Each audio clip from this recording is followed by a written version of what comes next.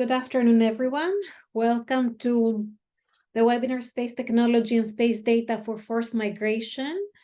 We will allow for a couple of minutes for the rest of the participants to join. In the meantime, I would like to welcome everyone from the audience and everyone among our speakers. Before I introduce them, I want to share just a few logistical information. Please keep your microphones muted outside the Q&A and the networking slots. Of course, you can keep your camera open to have a more direct communication with you. The agenda for today that you have already seen involves the first keynote speaker, a Q&A session with the first speaker, followed by a presentation from the second speaker and a Q&A session with the second speaker. Then we will have time for the 1-minute pitch sessions for those who have registered.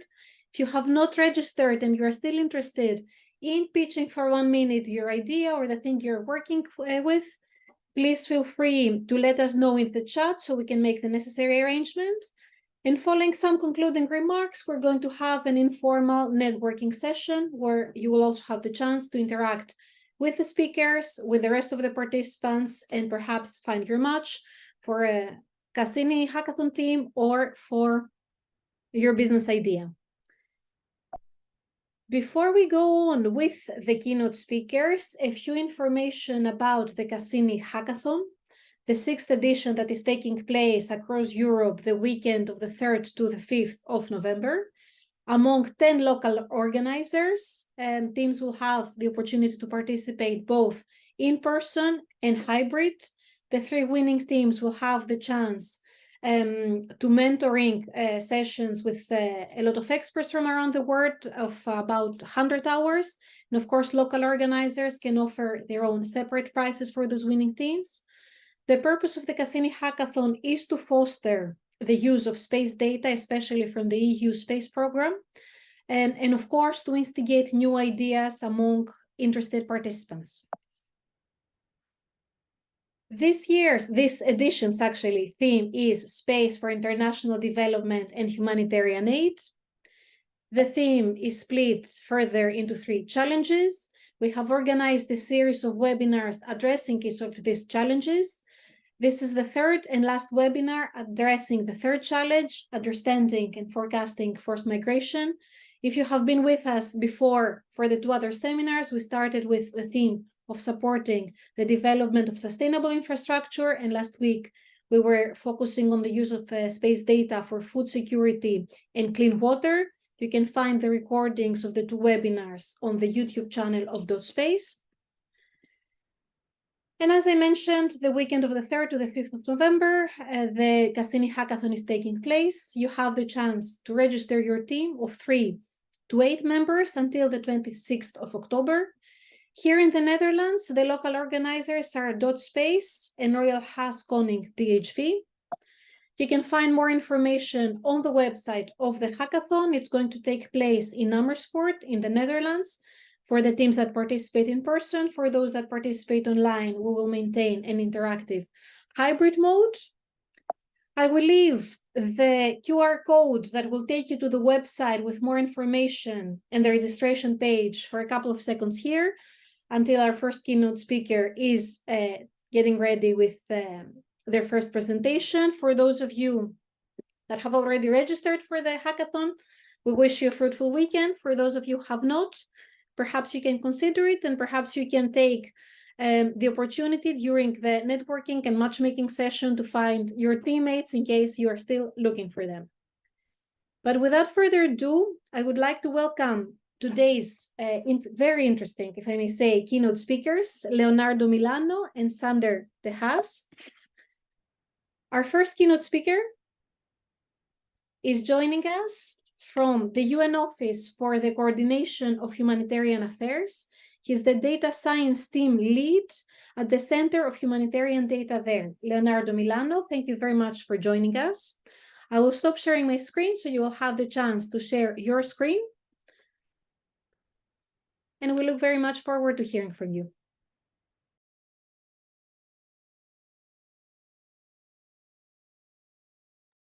Great. Thank you. Can you just confirm you can see my screen and you can hear me okay? Yes. Okay, let's get started. I'll keep the presentation pretty short, and hopefully, there will be time for Q&A. So without really going into the details, I'm Leonardo. I'm working for the Center for Humanitarian Data. That is part of OCHA. That is part of the UN Secretariat.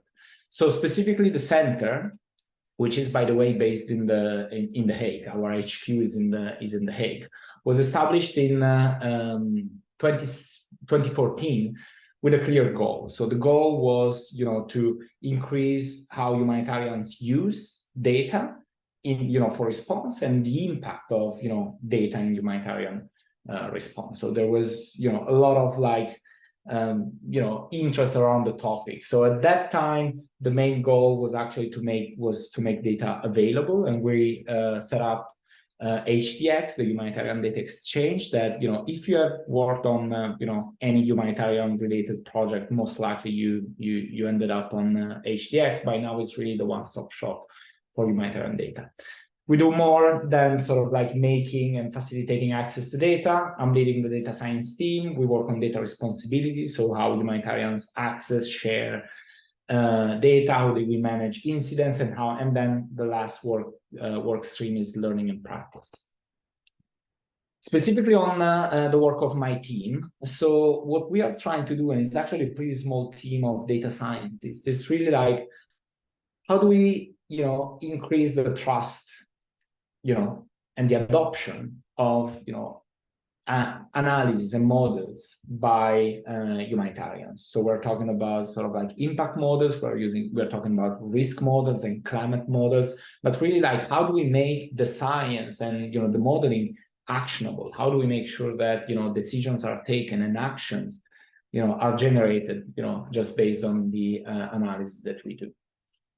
The main use case is actually what we call anticipatory action. So what you see in red in the slide is the way typically humanitarian organizations work. So when there's a disaster, it's extremely efficient, the system in doing quick assessments, understanding, locations that would require support and so on. The only problem is this is, like reactive, right? It's not at all proactive. So let's now imagine that for those shocks for which we have, significant certainty on the likelihood actually on event. We're talking about floods, cyclones, or drought in many countries. We really rely on early warning systems that are already in place because we have done the validation, because we have, there's trust on these systems, and we start releasing funding, just on the basis of these risk models and climate models, and implementing actions. So that's really like what we call sort of like acting on the basis of risk, and what we call anticipatory action. The assumption is that the impact will be overall reduced because we have time to prepare and put in place sort of like actions aimed at mitigating the impact of these events. OCHA has been implementing mainly with the Central Emergency Response Fund, that is the main emergency fund of the UN, a number of anticipatory action pilots that you see here. We started in 2019, and we are sort of like in a phase where we're looking at how to scale up anticipatory action. In total, I think around $110 million were released just on the basis of these triggers for anticipatory action. That is pretty much the work that my team is in charge of. We're talking about migration. We're talking specifically about space technology, and just wanted to give you a sense of sort of like how we're using these inputs. Let's take floods, for instance. This is a project in Bangladesh along the Jamuna River. That is a big sort of like river basin. So in the past, you see in the timeline on the right, so the SURF, that is the emergency fund, has been releasing, as I was saying before, you see 2019, the money was actually made available after the peak of the floods. That's, by the nature of sort of like the funding instrument. We set up this framework to actually, use hydrological models and flood forecasting to release funding. And in 2020, we were able to actually, disperse funding between, 14 and 10 days before the peak of the floods, so that people received, cash animal feed and storage drums 3 days sort of like before the peak of the floods. We were using historical data on sort of like flood forecasting, but in order to validate this model and build this trust that led to an action, we're actually using satellite data to sort of like, compare flood extent historically with what the model was predicting, and then really understanding what is this critical threshold for action that really like justifies, like releasing funding and triggering intervention. Another example is what we've done in Chad. So Chad, we have a framework for anticipating drought that is basically releasing funding on a basis of different windows of opportunities. So we rely a lot on seasonal forecasts, well before the rainy season, just before the rainy season. But then we actually realize that just by monitoring crop conditions throughout the season, there's a big opportunity still to bring the response much forward and anticipate the bulk of the humanitarian needs. And in order to do this, we use a combination of satellite-derived indicators, go from NTBI, biomass, and others. Third example, in the Philippines. Here we're talking about cyclones. So it's important to know sort of like where this, the cyclone will make landfall, the intensity, but the key challenge to actually make these early warnings actionable is not to just look at, what the weather will be, but what the weather will do. So move more, towards, an impact-based forecasting.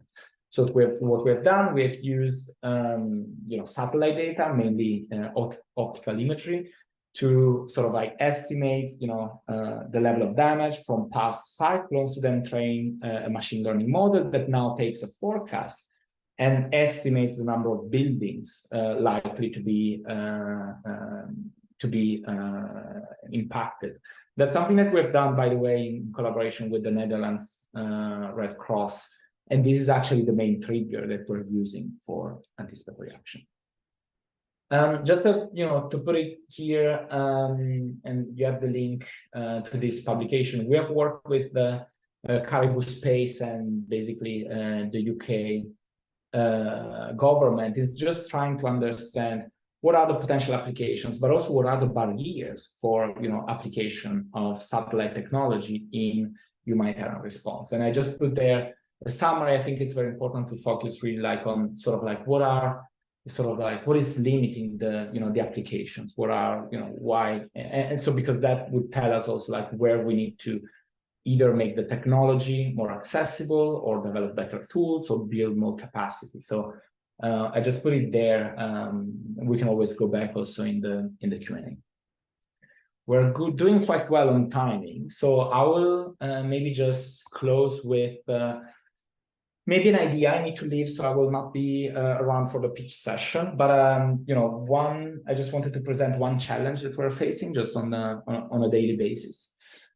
So, well, let's look at the context. 2022, this is a report from the Internal Displacement Monitoring Center. At the global level, 6 out of 10 disaster-related displacements were caused by floods. So for the first time, we had more people displaced by floods than by storm.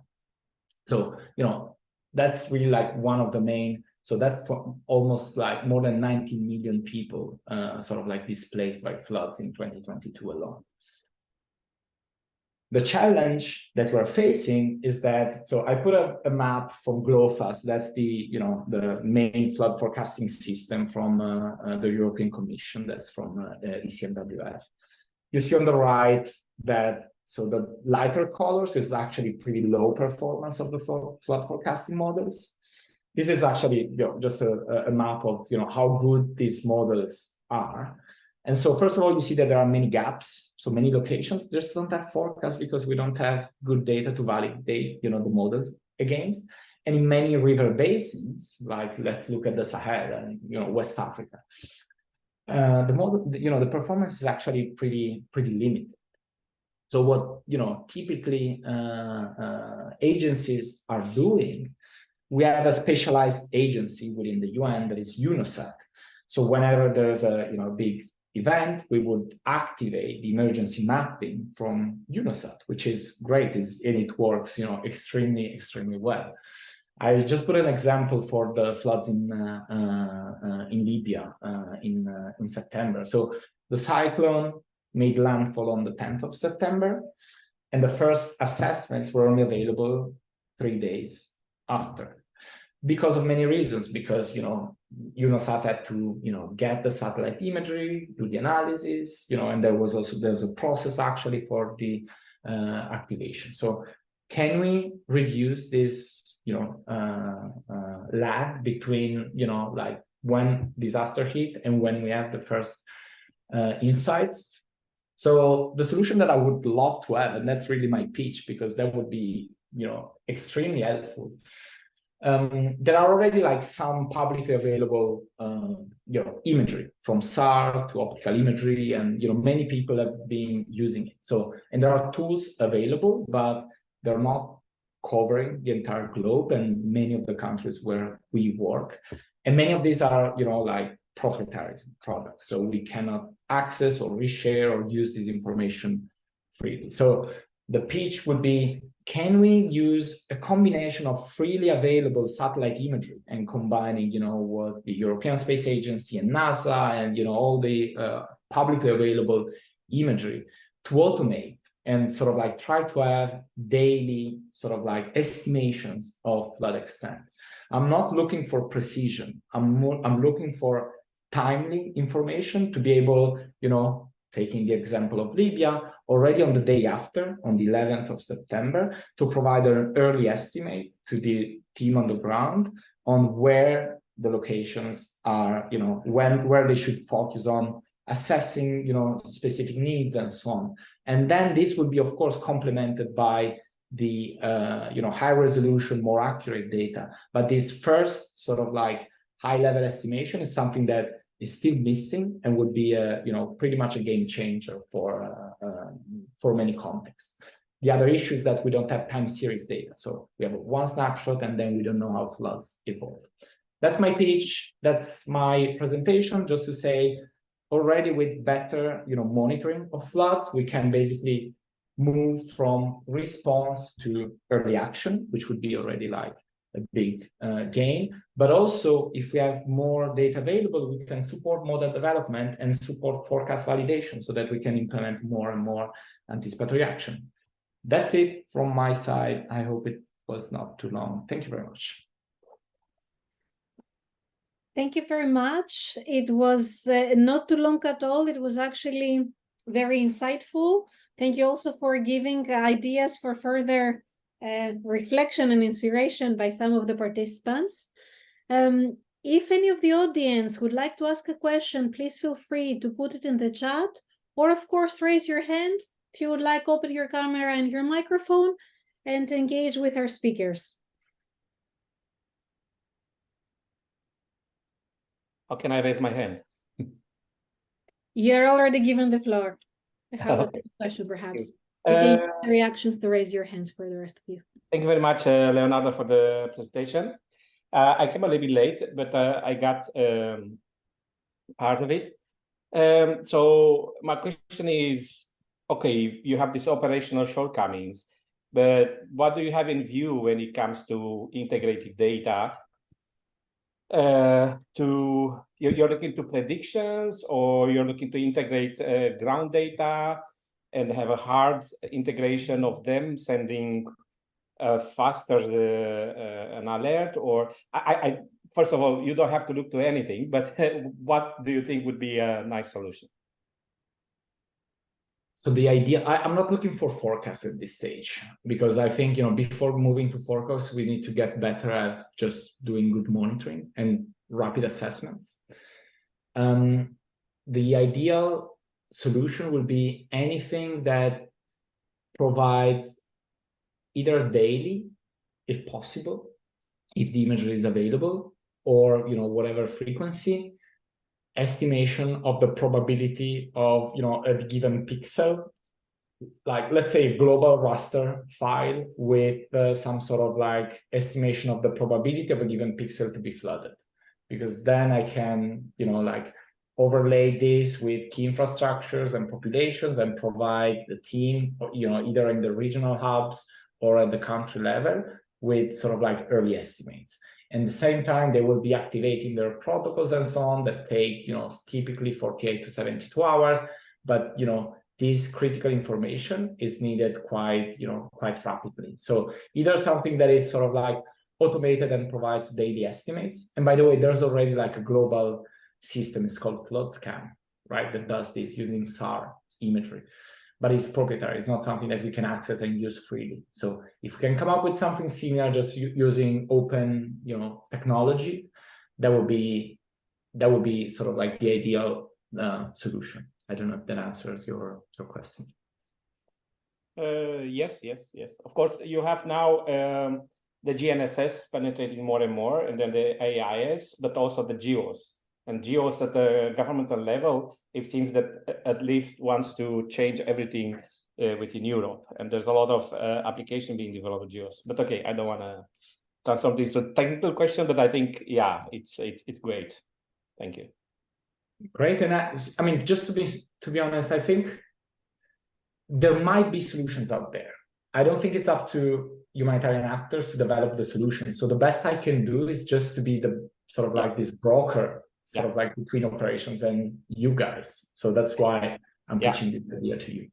No, I completely agree. And that's why whenever we have a stakeholder like you, which has a very specific request and need, the community has to provide it. Amazing.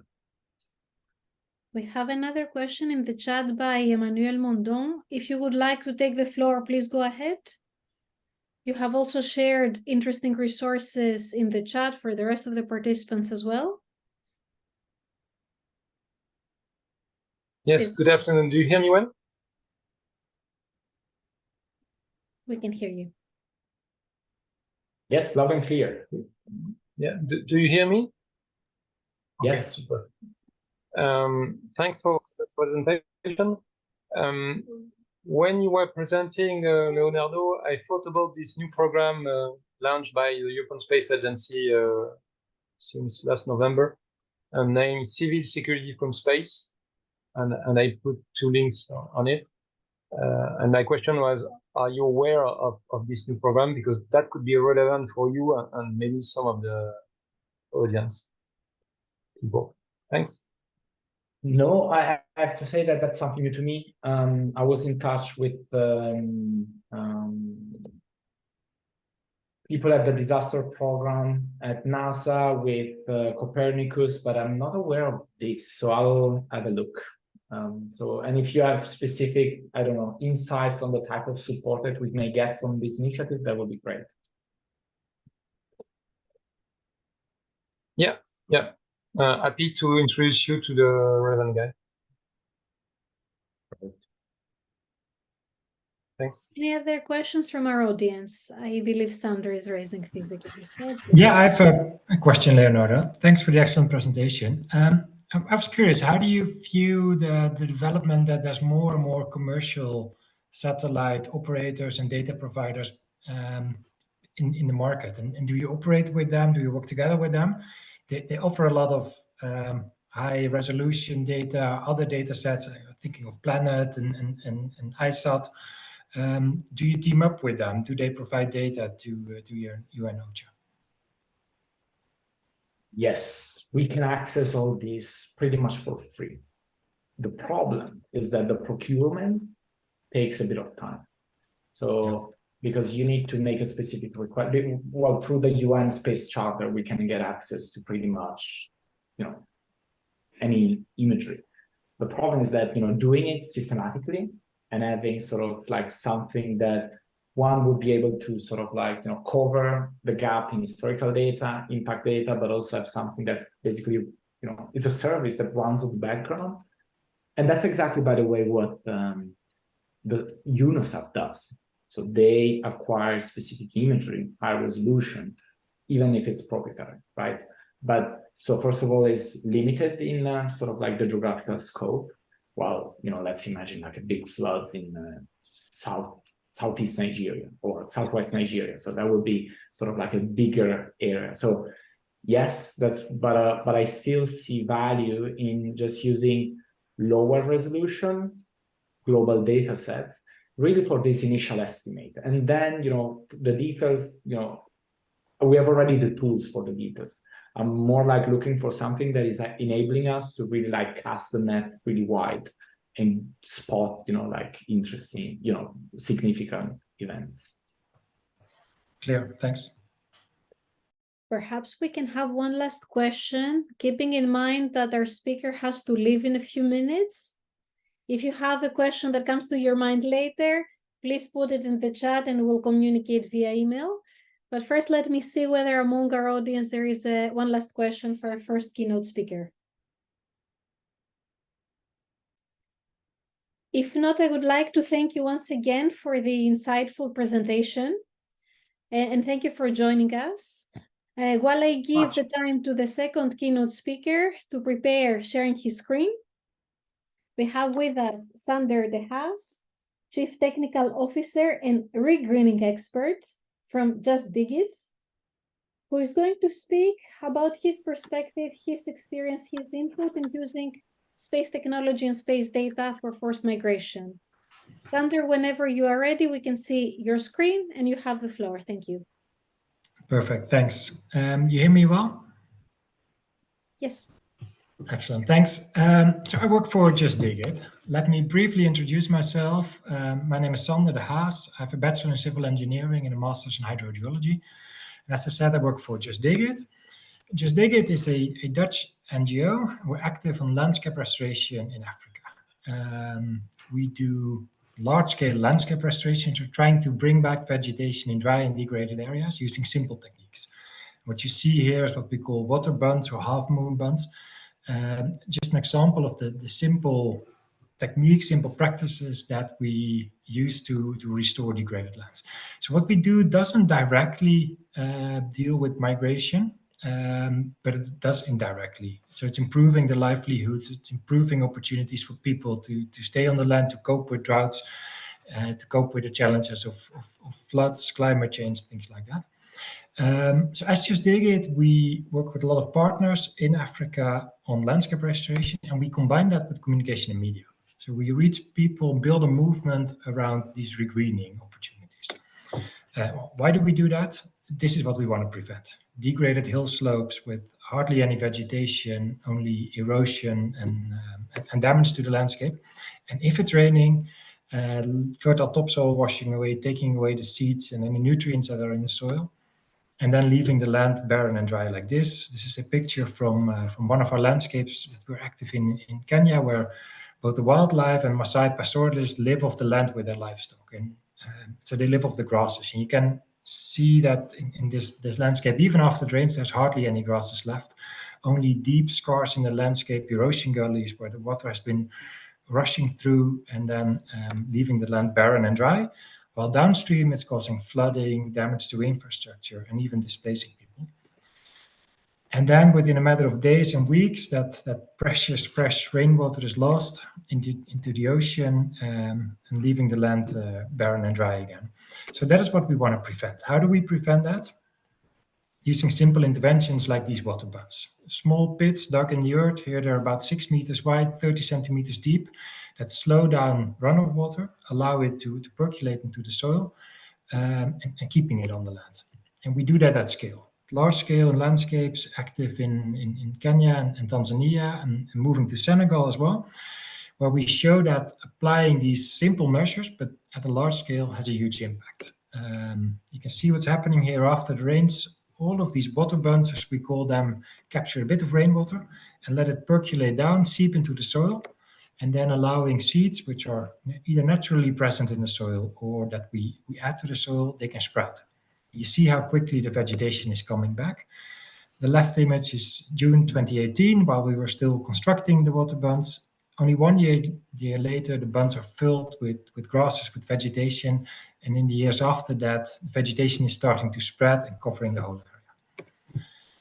apart from the direct impact that this has on livelihoods, food availability, fodder availability, this also has an impact on the climate, the local climate, but if you do it on a large enough scale, on the regional climate. This is cooling impact. As you can see here, this tiny layer of vegetation already has an impact of over 10 degrees cooling of this patch of soil. And the same thing you can see happening at the scale of an individual bund. Here you can see one bund filled with vegetation, and next up is an overlay of a thermal photograph, so the temperature. On top you see the scale, so the blues are around 30 degrees, the red, the barren soil, is up to 60 degrees. So a huge temperature difference inside and outside these water bunds, showing the benefits that these simple interventions have not only on the people, on the environment, but also on the climate. We do other things as well. Apart from these water bunds, we work with Maasai women groups and providing them opportunities around grass seed banks, showing them that they can earn an income on their lands by restoring the lands and creating small business opportunities around those. And we work in a program in central Tanzania, northern Tanzania, where we promote agroforestry, showing young people the opportunities to get a decent living of your land by bringing back trees on your land. So through this program, we've brought back over 40 million trees in Tanzania.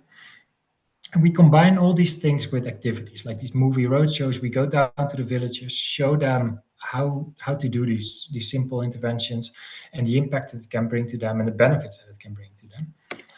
Combine that with print media, with billboards, through all sorts of media partnerships that donate these opportunities to us for free.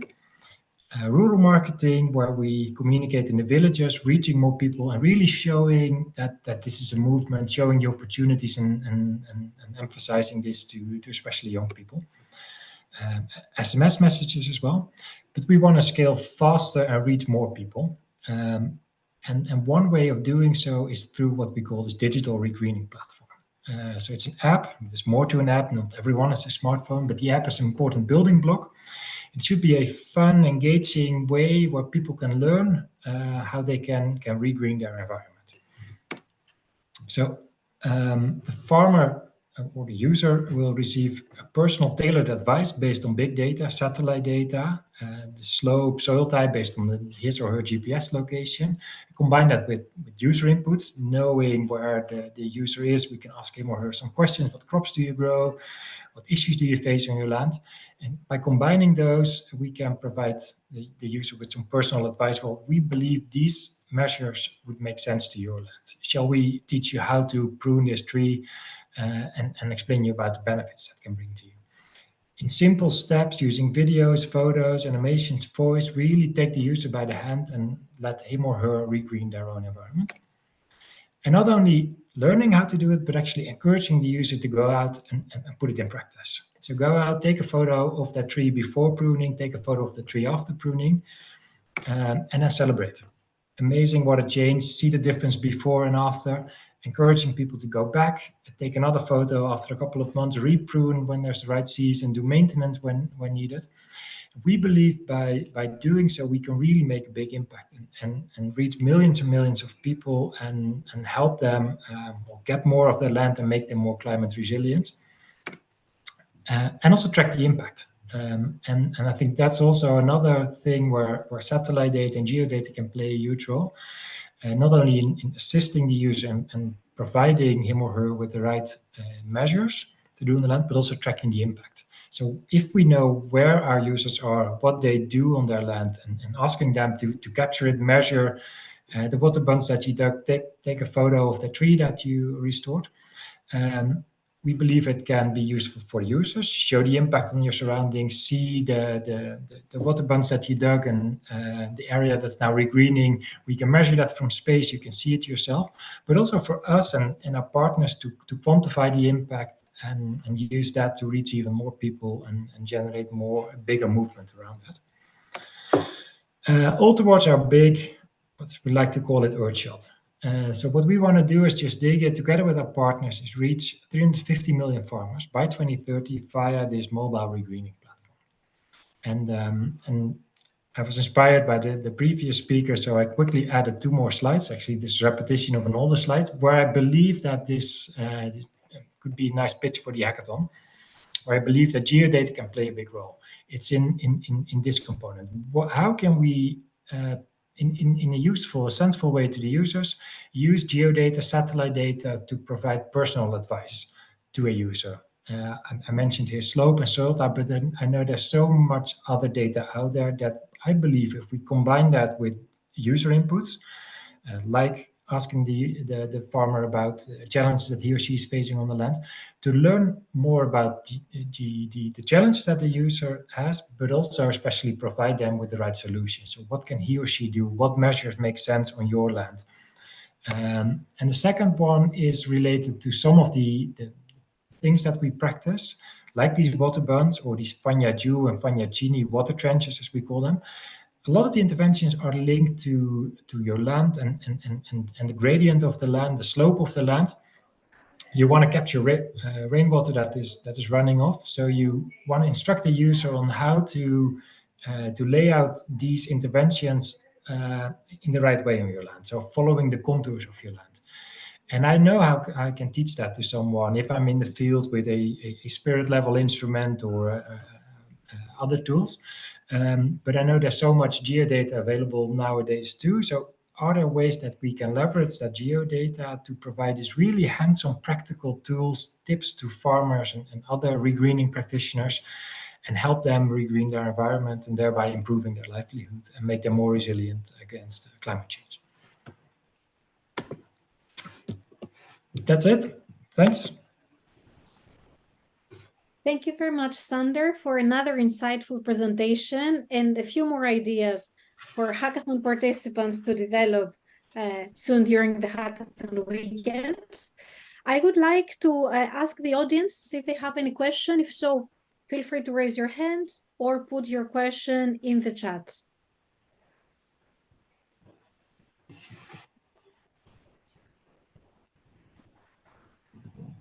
I have a short question, Sander. Are you familiar with Twilio? No, I'm not. It's a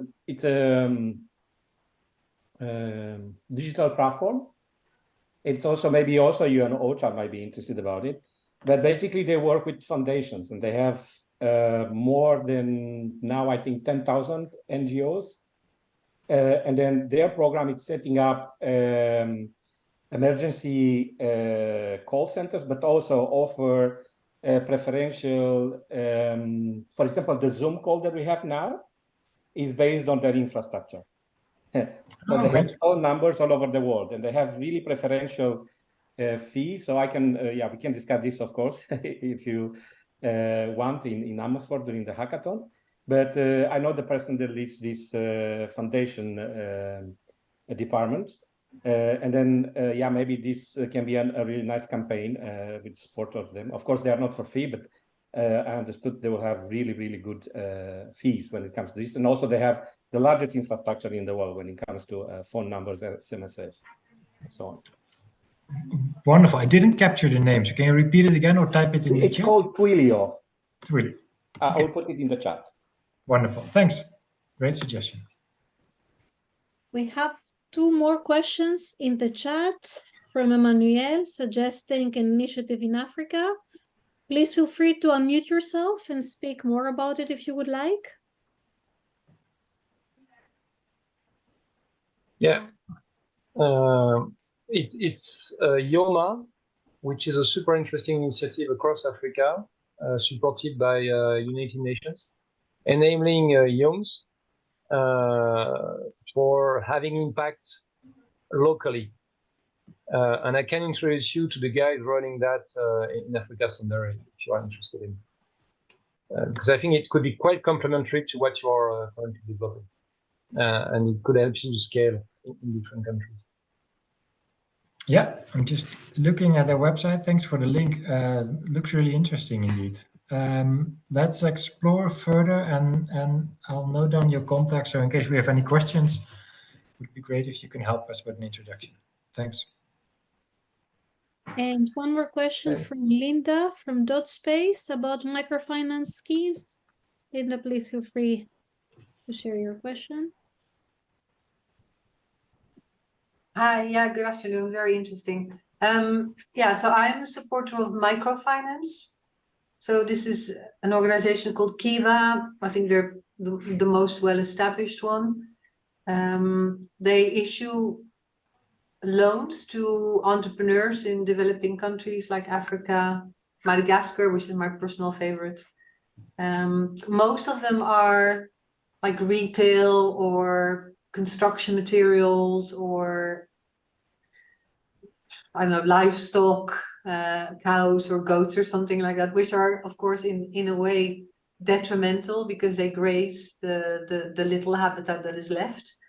Have you ever been in contact with any of them to see if we can stimulate entrepreneurship in nature conservation somehow? And my other question was the restoration of these green areas. You said that ideally there are some seeds in the ground left to come up when they get water again.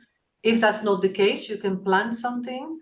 Would you then opt for mostly endemic species or fast-growing species or species that also provide food? And again, I'm asking because I noticed that in Madagascar, restoration measures are quite often eucalyptus, which is a fast-growing, but non-native species. And the same with acacia, and that brings its own issues again for native species. And I'm asking because we're involved in biodiversity monitoring projects, but at the same time, I recognize that creating a food source or at least a source of income for local people is also really, really important. Thank you. Yeah, thanks, Linda. Excellent questions. Yes, I know Kiva. I love the platform. I've been supporting a couple of entrepreneurs on the platform, but not linked to Justdiggit, just on a personal note. It's something we've been thinking about. Well, on one hand, the good thing is that most of our interventions require little to no investment. So that's a benefit. For example, the large program that we run in Tanzania about agroforestry, promoting bringing back trees on your farmland. It's not about tree planting, but it's about what we call tree covery, farm and managed natural regeneration. So nurturing trees that are either naturally sprouting or tree stumps, trees that have been chopped down, but the root systems are still alive. And we explain to farmers how they can nurture, protect, and prune those trees so they quickly grow back into mature trees. So that doesn't cost any investment to them apart from their time and some tools which they have, a knife or a machete. Some interventions, however, do cost money, and that's also linking to your second question. In areas which are highly degraded and there's hardly any vegetation or seeds left in the soil, we do seed. The examples of these water bunds, we mainly apply them in pastoral areas, often communal land, which are harder to restore than private farmland. On farmland, people live off the land, so they are aware and they want to look after it since it's their source of income. On communal land, on rangelands, it's more challenging. People tend to migrate to other areas and graze there. And we want to show them that even those highly degraded areas can be restored. And actually, I believe they need to be restored in order to provide livelihoods to the communities for future generations as well. And there we apply seeds. And we've been trying to set up this model with these women entrepreneurial groups that I showed one slide of. We call them grass seed banks. So we set up a seed bank where we teach women how they can work the land, grow grasses, not to use the grasses itself, but actually let the seeds mature, harvest those seeds, and we buy the seeds from them. And we apply those seeds in our own projects. And there we only use indigenous species of grasses that are endemic to the area and that also fit for the challenging dry conditions that are often around. So when we have the say in it, when it's us providing the seeds as input to the interventions, we only use indigenous species that we plant or seed. But we work a lot with farmers, and then it's up to them what they grow on their land. Of course, we explain them how they can become better farmers through agroforestry and water harvesting interventions. But in the end, it's up to them how to what they grow on their land. Often it's species which like maize and millet, which are quite common in the area. So we don't have a direct say in what they grow. We do show them that also without irrigation, it's possible to grow crops. And often those are crops more endemic to the area as opposed to irrigation that a lot of people think is the only way forward for practicing agriculture in semi-arid environments. So in short, if it's up to us, yes, we only use those endemic species. If it's up to the farmers, we just give them the tools and the information, then it's up to them to decide what to grow, and hopefully those are the right species. Okay. Any more questions from the audience for our second speaker? And again, if you have questions that came to your mind for the first speaker who is not with the webinar anymore, please put them in the chat or send them separately to us via email, and we'll make sure to come back to you soon. Maybe a question still for Sander, because you're hearing this webinar, and as you know, of course, we're preparing for this hackathon. It's a very, very interesting presentation. You seem to be doing really, really well. What is it that you're looking for? Where would you like assistance, technical ambassadors, or any kind of? Yeah, good question. So yes, we're doing well, but it's also challenging. And I put that number there that we're aiming for 350 million farmers. That's an insane number that we're reaching for. That means that we want to be active throughout Africa, not just in the countries where we have experience with. In the areas that we are on the ground, that we work with our partners, that we have teams working there, we know a lot. We have excellent data sets, but now we want to scale. So how can we bring the knowledge that we have, the learnings that we have, to other regions? And then not all the things can be copied one-on-one. We need to tailor it, we need to tweak it, we need to modify it. How can we provide a decent advice to a farmer in an area that I've never been to, that none of my colleagues has ever been to, but that happens to have our app? And I believe with all the data that is out there, we should be able to do so based on climatic information, based on soil information. All these data sets are around. How can we bring those together and provide suggestions to a farmer on what makes sense on his or her land? What can we get from data and what can't we get from data? So what do we need to ask the user, the farmer? So it's that interaction. What is out there? How can we access it in the right way that it's available to us in this app so we can bring it to millions and millions of people? And what is it that we can't get from satellite data or geodata or maps, and that we need to ask from the user? And that's that second slide that I showed. A lot of the interventions have to do with doing things on your farm, and a farm is often small, like a football field or smaller. So and if it's sloping, if you're somewhere on that slope and you want to do either these water bunds or lines that retain rainwater, you need to know where the contours are in your land. And I think many of us are engineers or have some practical background. We know it more or less by looking at the land, and if you have the right tools, you can measure it.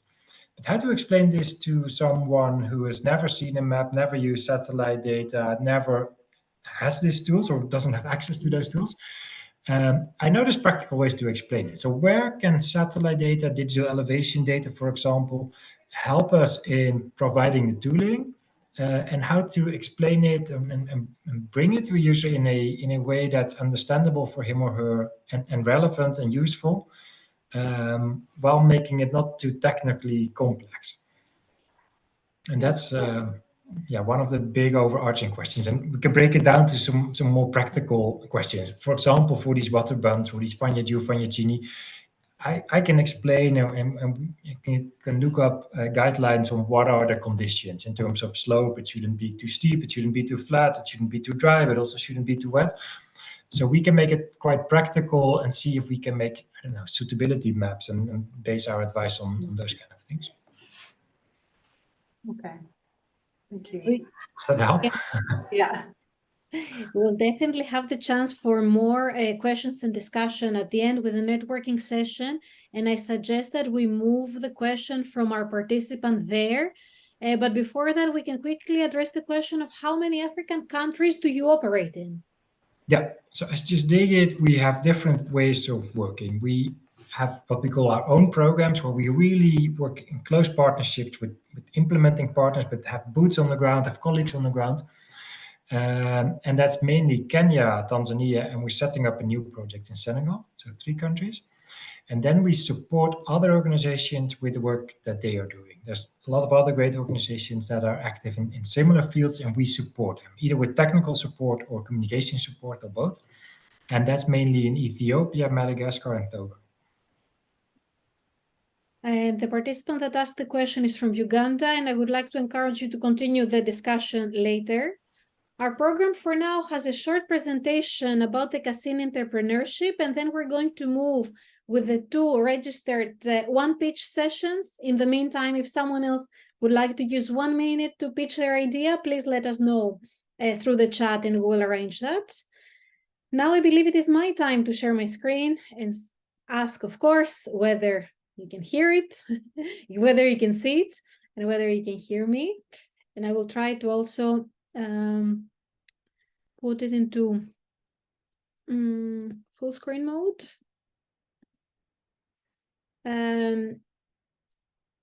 Here I am. The webinar that we are organizing is part of the CASSINI Hackathon that is taking place from the 3rd to the 5th of November around Europe among 10 local organizers. For those of you who joined a little later, we shared some information in the beginning, and we're going to include some information and links also at the end.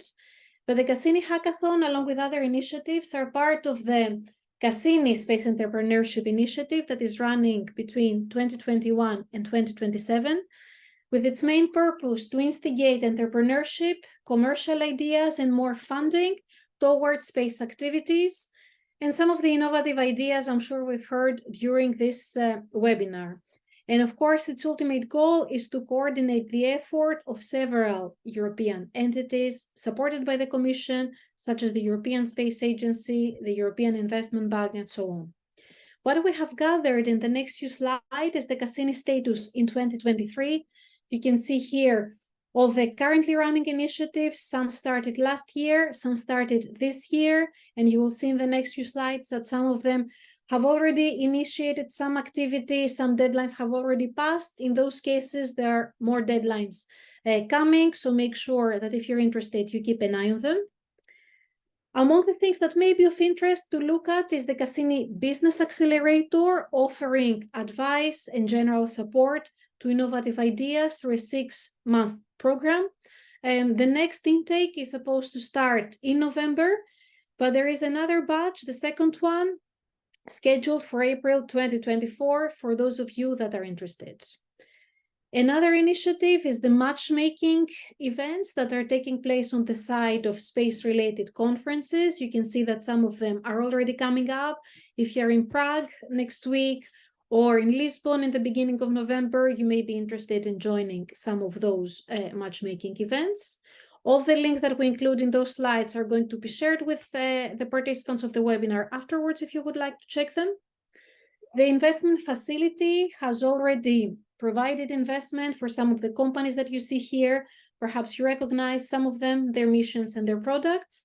The goal is to dedicate more than $1 million to space investments. It has been open for more than a year now and has supported several initiatives, as you can see.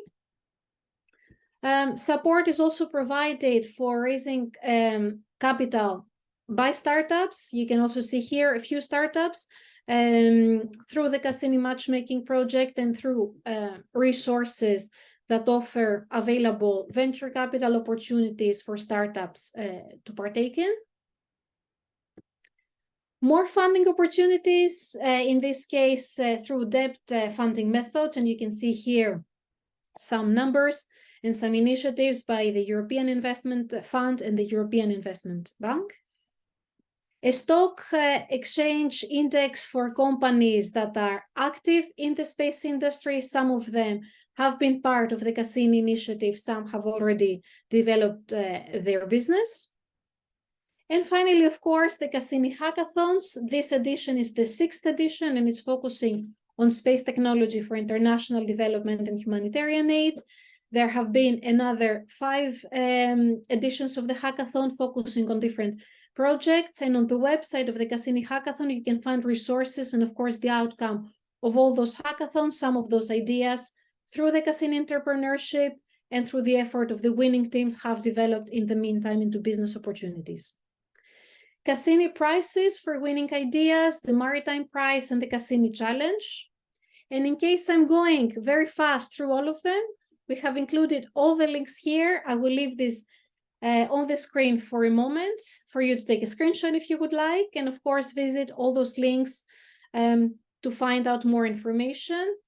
One more topic to discuss further during the networking session toward the end. Without further ado, I would like to invite the 2 registered participants for the 1-minute pitches that we have this afternoon. And I would like to invite first Veronica Chiaravalli from Emerging Technologies Sweden. Yes, hello. Thank you. Nice to meet you all. Will you be sharing the slides, or do I have to show the slides? If you have them available, feel free to share them. Otherwise, we also have them and we can share them on the screen. Yeah. It's better if you share them, so nothing goes down here. Okay, then please give me a moment to pull up your slides and share the screen. Once again, we are not going to be timing the 1-minute pitch, but please be mindful of the time and do not take more than. Don't worry, I will be very quick. Fantastic. So I am sharing my screen right away and you have the floor. Please go ahead. Okay, thank you. Okay, my name is Veronica Chiaravalli. I'm based in Stockholm, Sweden. And I work with social and technological impact challenges. I studied social entrepreneurship at Copenhagen Business School, and I worked with COVID-19 there. I got an honorary mention regarding my research, and now I'm really focusing on space. I'm launching a career coaching program online, and it has to do with new careers that aren't here yet. And the idea is to really boost the space industry, help people, and connect them, give them coaching, also training. And then the other part is pioneering innovation, working with astronauts and scientists to address the sustainability development goals. I don't have any space application yet. I have been working with web design and generative AI, prompt engineering, but I'm really moving very fast with everything, and I'm studying at EUSPA now, EU Space. Well, so what do I need? Yes, I need help with sales. I'm looking for collaborations, partnerships. At the same time that I'm building my business, I'm looking for a remote job. Yeah, well, please feel free to contact me.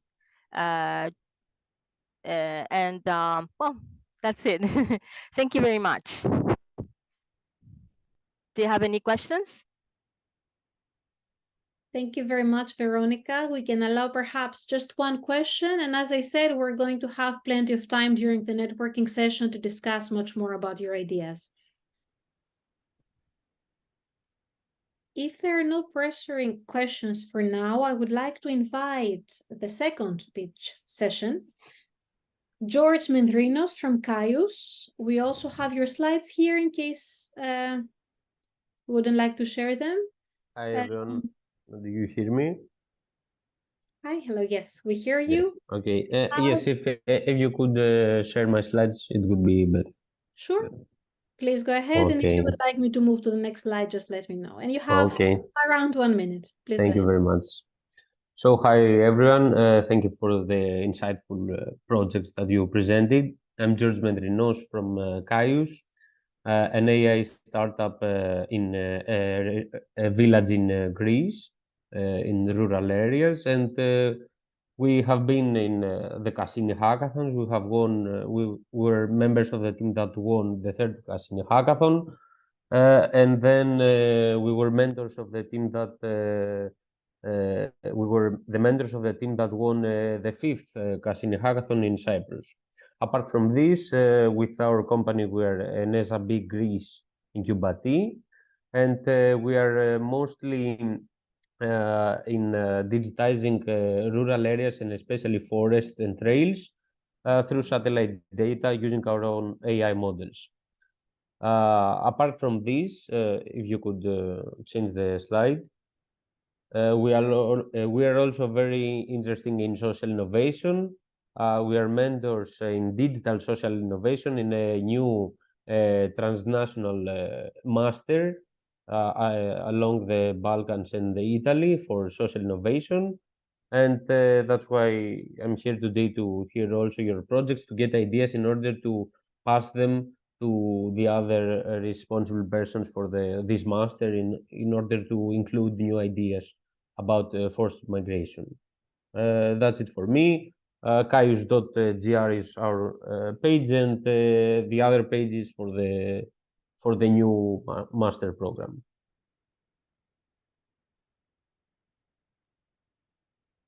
Thank you very much, George. This should bring us to the next phase of the agenda, that are the closing remarks that I will try to keep short because I understand there is an appetite for further questions, discussions, and connections among the participants. Once again, I would like to thank our two speakers. Unfortunately, the first speaker had to leave a little earlier, but they both provided us with very useful insight as to how to use space technology in the specific setting of forced migration. First, we heard from Leonardo Milano and his work at the UN Office for the Coordination of Humanitarian Affairs, and how they use their satellite data for anticipatory action, but also the importance they see in using space technology before forecasting for emergency assessment of a situation, and of course, for immediate response after a disaster. And then we heard from Sander de Haas from Justdiggit, where he's the Chief Technical Officer and Regreening expert, explaining to us some indirect connections between his work and forced migration that have to do with ways to support communities that are impacted directly by forced migration, and how to do that using satellite technology, space data, making it more accessible to users that are not normally familiar with that. I'm sure we'll have many topics to discuss. I would like to once again thank you for your attention. We have been recording this webinar and we will share it later with the participants. It will also be available on the YouTube channel of dotSPACE, along with the two previous webinars and many other events that we have organized. For those of you that are interested in participating to the CASSINI Hackathon, certainly ask George, I would say, but please make sure to do that before the 26th of October. I am including here the QR code that you can scan and be taken to the website of the local organizer for the Netherlands, dotSPACE and Royal Haas Koning DHV. The dates of the the hackathon are 3rd to 5th November in Amersfoort. And for those of you that cannot join in person, we'll have the chance, of course, to connect you in a hybrid mode.